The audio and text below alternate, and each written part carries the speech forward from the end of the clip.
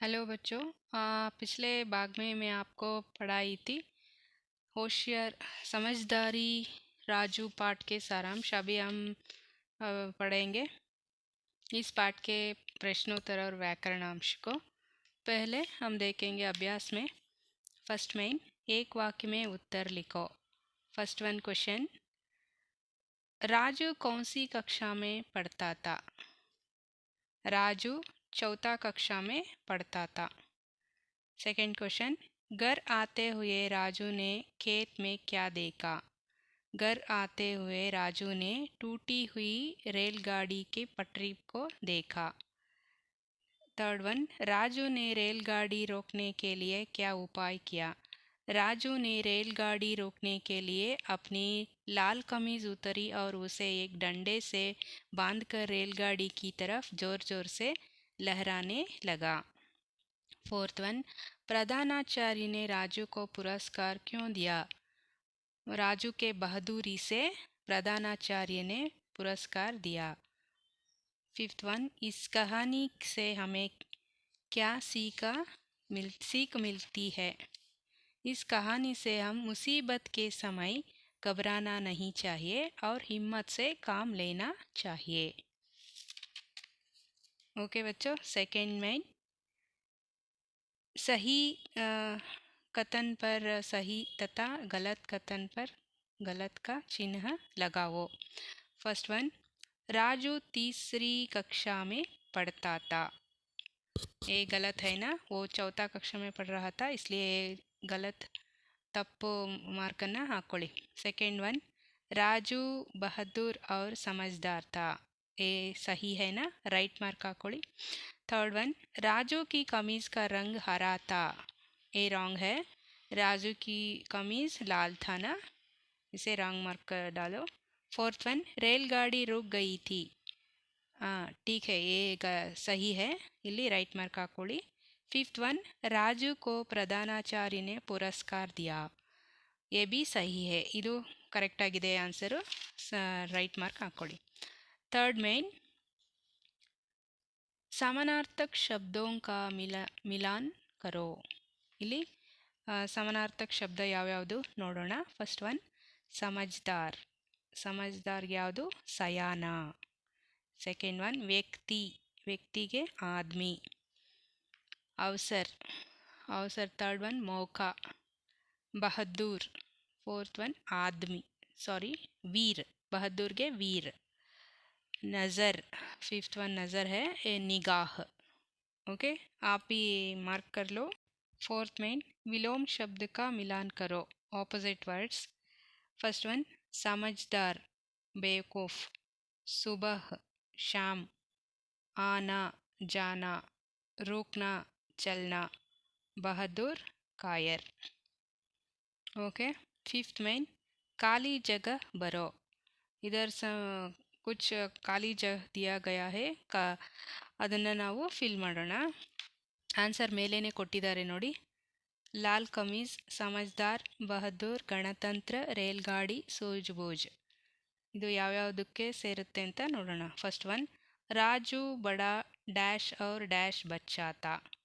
राजू बड़ा समझदार और बहादुर बच्चा था। सेकेंड वन, उसे दूर से आती डैश दिखाई दी। उसे दूर से आती रेलगाड़ी दिखाई दी। थर्ड वन, वह अपनी डैश को लहराने लगा। वह अपने लाल कमीज को लहराने लगा। फोर्थ वन, एक बच्चे की डैश से यात्रियों की जान संकट में आने से बच गई। एक बच्चे की सूझबूझ से, लिख लो, सूझबूझ से यात्रियों की जान संकट में आने से बच गया। फिफ्थ वन, डैश दिवस के अवसर पर राजू को पुरस्कार दिया। गणतंत्र दिवस के अवसर पर राजू को पुरस्कार दिया गया।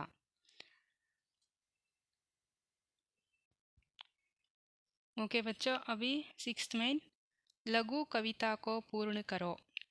ಇಲ್ಲಿ ಸಣ್ಣದೊಂದು ಕವಿತೆ ಪದ್ಯ ಕೊಟ್ಟಿದ್ದಾರೆ, ಅದನ್ನು ನಾವು ಫಿಲ್ ಮಾಡಬೇಕು। चलती है रेलगाड़ी पटरियों पर, बोलो चलती है डैश और डैश सड़क पर। सड़क पर क्या क्या चलता है?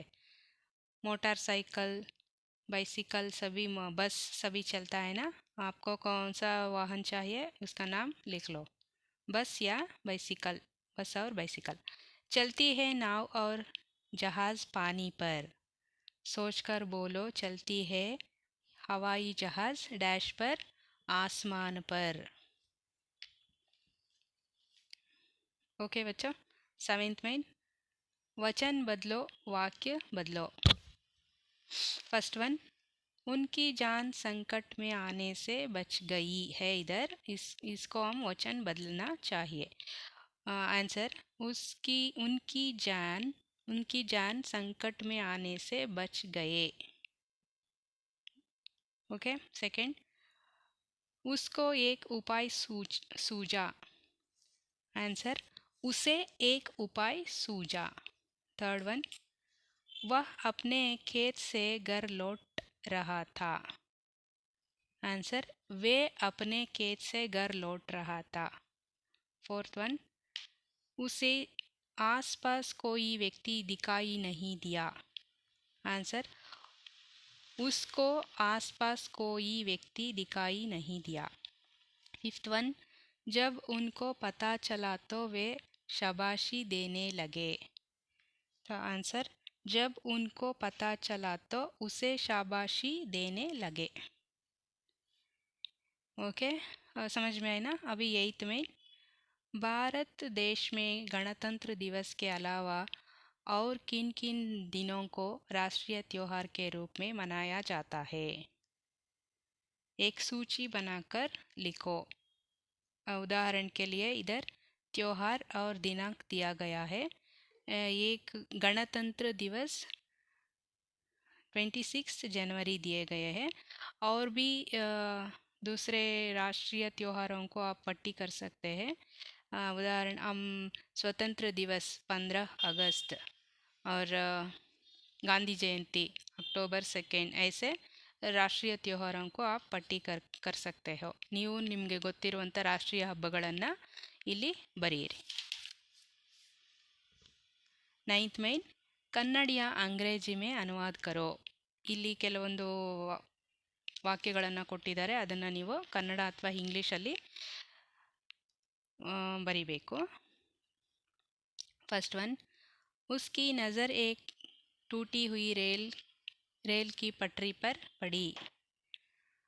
ಬರ್ಕೊಳ್ಳಿ ಇಲ್ಲ। ಅವನ ದೃಷ್ಟಿ ಕತ್ತರಿಸಿ ಬಿದ್ದಿರುವ ಒಂದು ರೈಲು ಕಂಬಿಯ ಮೇಲೆ ಬಿತ್ತು। ಸೆಕೆಂಡ್ ಒನ್, ಉಸೆ ಆಸ್ಪಾಸ್ ಕೋಯಿ ವ್ಯಕ್ತಿ ದಿಖಾಯಿ ನಹಿ ದಿಯಾ। ಅವನಿಗೆ ಅಕ್ಕಪಕ್ಕ ಯಾವ ವ್ಯಕ್ತಿಯೂ ಕಾಣಿಸಲಿಲ್ಲ। ಥರ್ಡ್ ಒನ್, ಗಾಡಿ ಧೀರೆ ಧೀರೆ ಉಸಿ ಔರ್ ಬಡ್ತಿ ಚಲಿ ಆ ರಹಿ ಥಿ। ರೈಲು ಗಾಡಿಯು ನಿಧಾನವಾಗಿ ಚಲಿಸುತ್ತಾ ಬರುತ್ತಿತ್ತು। फोर्थ वन, उसे किसी अनजाना खतरे का एहसास हो गया। ಚಾಲಕನಿಗೆ ಯಾವುದೋ ಅಪಾಯದ ಸೂಚನೆ ಕಂಡುಬಂತು। फोर्थ वन, रेलगाड़ी के यात्री इधर उधर देखने लगे। ರೈಲು ಗಾಡಿಯ ಪ್ರಯಾಣಿಕರು ಅಲ್ಲಿ ಇಲ್ಲಿ ನೋಡತೊಡಗಿದರು। सिक्स वन, राजू को बहादुरी के लिए स्कूल के प्रधानाचार्य ने पुरस्कार दिया। ರಾಜುವಿನ ವೀರತನಕ್ಕಾಗಿ ಶಾಲೆಯ ಮುಖ್ಯೋಪಾಧ್ಯಾಯರು ಪುರಸ್ಕಾರವನ್ನು ಕೊಟ್ಟರು। ओके बच्चों, टेंथ में, नीचे लिखे शब्दों को अकारादि क्रम में लिखो। ಇಲ್ಲಿ ಅಕಾರಾದಿ ಕ್ರಮದಲ್ಲಿ ಜೋಡಿಸಬೇಕು। ಉದಾಹರಣೆ, ಅನ್ಜಾನ್ ಎಹಸಾಸ್। ಫಸ್ಟ್ ಒನ್, ಸಂಕಟ್, ಗಣತಂತ್ರ, ರೇಲ್ಗಾಡಿ, ಅನ್ಜಾನ್, ಪುರಸ್ಕಾರ ಅಂತ ಇದೆ। 5 ವರ್ಡ್ಸನ್ನು ಕೊಟ್ಟಿದ್ದಾರೆ, ಅಲ್ಲಿ ಯಾವುದಾದ್ಮೇಲೆ ಯಾವ ಪದ ಬರಬೇಕು ಅಂತ ನಾನು ಹೇಳ್ತೀನಿ, ನೀವು ಬರ್ಕೊಳ್ಳಿ। ಓಕೆ, ಧ್ಯಾನ್ ಸೆ ಸುನೋ।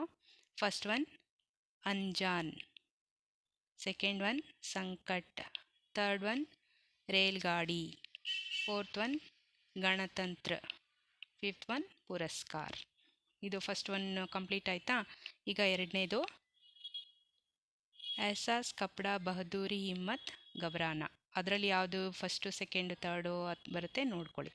ಫಸ್ಟು ಎಹಸಾಸ್, ಸೆಕೆಂಡು ಘಬ್ರಾನ, ಥರ್ಡು ಹಿಮ್ಮತ್, ಫೋರ್ತು ಬಹದ್ದೂರಿ, ಫಿಫ್ತು ಕಪಡಾ। ಆಯಿತಾ? ಈಗ ಮೂರನೇದು ಮುಸೀಬತ್, ಶಾಬಾಷಿ, ಸಮಜ್ದಾರ್, ಪಟ್ರಿ, ಕಕ್ಷಾ ಇದನ್ನು ಜೋಡಿಸ್ಬೇಕು, ಕ್ರಮವಾಗಿ ಜೋಡಿಸ್ಬೇಕು. ಫಸ್ಟ್ ಒನ್ನು ಕಕ್ಷಾ, ಎರಡನೇದು ಪಟ್ರಿ, ಥರ್ಡ್ ಒನ್ನು ಮುಸೀಬತ್ತು, ಫೋರ್ತ್ ಒನ್ ಸಮಜ್ದಾರ್, ಫಿಫ್ತ್ ಒನ್ ಶಾಬಾಷಿ. ಓಕೆ, ಈಗ ನಾಲ್ಕನೇದು ವ್ಯಕ್ತಿ, ಲಾಲ್, ಉಪಾಯ್, ಕಮೀಸ್, ಚಿಂತಾ ಇದನ್ನು ಕ್ರಮವಾಗಿ ಜೋಡಿಸೋಣ. ಫಸ್ಟ್ ಯಾವುದು? ಫಸ್ಟು ವ್ಯಕ್ತಿ, ಸೆಕೆಂಡ್ ಚಿಂತಾ, ಥರ್ಡ್ ಉಪಾಯ್, ಫೋರ್ತ್ ಲಾಲ್, ಫಿಫ್ತು ಕಮೀಸ್. ಓಕೆ, ಎಲ್ರಿಗೂ ಅರ್ಥ ಆಯ್ತಾ ಇದು? ಇನ್ನೊಂದು ಸಲ ಬೇಕಂದರೆ ಡೌಟ್ಸ್ ಇದ್ದರೆ ಕೇಳಿ. 11th ಮೇನ್ ಸೋಚೋ ಔರ್ ಲಿಖೋ. ಇಲ್ಲಿ ಒಂದು ವೃತ್ತಾಕಾರ ಕೊಟ್ಟಿದ್ದಾರೆ, ಅದರಲ್ಲಿ ಕೆಲವೊಂದು ವರ್ಡ್ಸನ್ನು ಕೊಟ್ಟಿದ್ದಾರೆ. ಅದನ್ನು ನಾವು ರಾ ಅಕ್ಷರಕ್ಕೆ ಸೇರಿಸಿ ಇಲ್ಲಿ ಪದಗಳಾಗಿ ಬರಿಬೇಕು. ಉದಾಹರಣೆ ಪರ್ ಅಂತ ಕೊಟ್ಟಿದ್ದಾರೆ, ಇನ್ನು ಮಿಕ್ಕಿದ್ದು ಡ್ಯಾಶಸಲ್ಲಿ ನಾವು ಫಿಲ್ ಮಾಡಬೇಕು. ಯಾವುದು? ಪರ್ ಆಯ್ತಲ್ವ, ಗರ್, ಕರ್, ವರ್, ಭರ್, ಫಿರ್, ಚರ್, ಪರ್, ಡರ್. ಓಕೆ, ಅರ್ಥ ಆಯ್ತಾ ಎಲ್ರಿಗೂ? ಈ ಭಾಷಾ ಜ್ಞಾನವನ್ನು ನೀವೊಂದು ಸಲ ಓದ್ಕೊಳ್ಳಿ ನಿಮ್ಮ ಜ್ಞಾನಕ್ಕಾಗಿ. ಮತ್ತು ಇನ್ನೇನಾದರೂ ಡೌಟ್ಸ್ ಇದ್ದರೆ ಕಾಮೆಂಟ್ ಮಾಡಿ, ನಮ್ಮ ಚಾನಲ್ಗೆ ಸಬ್ಸ್ಕ್ರೈಬ್ ಮಾಡಿ, ಲೈಕ್ ಮಾಡಿ ಮಕ್ಕಳೇ. Thank you.